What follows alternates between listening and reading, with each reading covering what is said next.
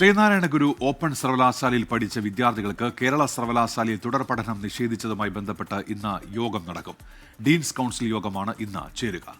രാവിലെ 10:30 കേരള സർവകലാശാല ആസ്ഥാനത്ത് VC മോഹനൻ കുന്നുമ്മലിന്റെ അധ്യക്ഷതയിലാണ് യോഗം. ഓപ്പൺ യൂണിവേഴ്സിറ്റി ബിരുദം നേടിയ വിദ്യാർത്ഥികൾക്ക് ഉപരിപഠനത്തിന് തുല്യതാ സർട്ടിഫിക്കറ്റ് നൽകുന്നത് സംബന്ധിച്ചാണ് ചർച്ച. വിവിധ ഫാക്കൽറ്റി ഡീനുകൾ യോഗത്തിലുണ്ടാകും. MG പ്രതീഷ് വിവരങ്ങളുമായി ഇപ്പോൾ തിരുവനന്തപുരത്ത് നിന്ന് ചേരുന്നുണ്ട്. പ്രതീഷ്, ഇത് കഴിഞ്ഞ ദിവസം മുതൽ സജീവ ചർച്ചയിലുള്ള ഒരു വിഷയമാണ്. ഇക്കാര്യത്തിൽ VC നേരത്തെ ഒരു ഇടപെടൽ നടത്തിയിരുന്നു. ഇന്നത്തെ യോഗത്തിൽ എന്തൊക്കെ കാര്യങ്ങളാണ് ചർച്ചയ്ക്ക് വരിക? പ്രതീഷ്.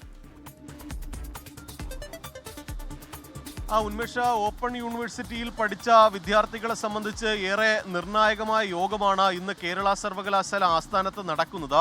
ഓപ്പൺ സർവകലാശാല യൂണിവേഴ്സിറ്റിയിൽ പഠിച്ച വിദ്യാർത്ഥികൾക്ക് തുടർ പഠന സാധ്യത അടഞ്ഞതാണ് വലിയ വിവാദമായത്. ഇതുമായി ബന്ധപ്പെട്ട VC മോഹൻ കുന്നുമ്മൽ ഇടപെടുകയും ഓപ്പൺ സർവകലാശാലയിലെ ഫാക്കൽറ്റി ഡീനുമായി കൂടിക്കാഴ്ച നടത്താൻ തീരുമാനിക്കുകയുമായിരുന്നു. ഇന്ന് രാവിലെ 10:30 കേരള സർവകലാശാല ആസ്ഥാനത്താണ് ഡീൻമാരുടെ കൗൺസിൽ യോഗം നടക്കുന്നത്. ഇതിൽ ഓപ്പൺ സർവകലാശാല ഡീനുമാർ ഈ VC മുന്നോട്ട് വയ്ക്കുന്ന കാര്യം അംഗീകരിച്ചാൽ ഈ ഓപ്പൺ സർവകലാശാലയിൽ പഠിച്ച വിദ്യാർത്ഥികൾക്ക് തുല്യതാ സർട്ടിഫിക്കറ്റ് നൽകാൻ കഴിയും. അങ്ങനെയെങ്കിൽ ഈ പ്രതിസന്ധിക്ക് ഒരു തീരുമാനമുണ്ടാകുമെന്നതാണ് ഏറ്റവും പ്രധാനപ്പെട്ട കാര്യം. 10:30 ചേരുന്ന യോഗത്തിൽ പങ്കെടുക്കുന്ന മറ്റ് സർവകലാശാല ഡീനുമാരുടെ നിലപാടായിരിക്കും ഏറ്റവും നിർണായകമാകുന്നത്. കാരണം പഠിച്ചിറങ്ങിയ നിരവധി വിദ്യാർത്ഥികളാണ് ബിരുദാനന്തര ബിരുദ പഠനത്തിന് അവസരം ലഭിക്കാതെ കാത്തു നിൽക്കുന്നത്. അതുകൊണ്ട് തന്നെ ഇന്നത്തെ യോഗത്തിൽ ഒരു തീരുമാനമുണ്ടാകുമെന്ന പ്രതീക്ഷയിലാണ് ഈ ഓപ്പൺ സർവകലാശാലയിൽ പഠിച്ച കുട്ടികൾ ഉള്ളത്.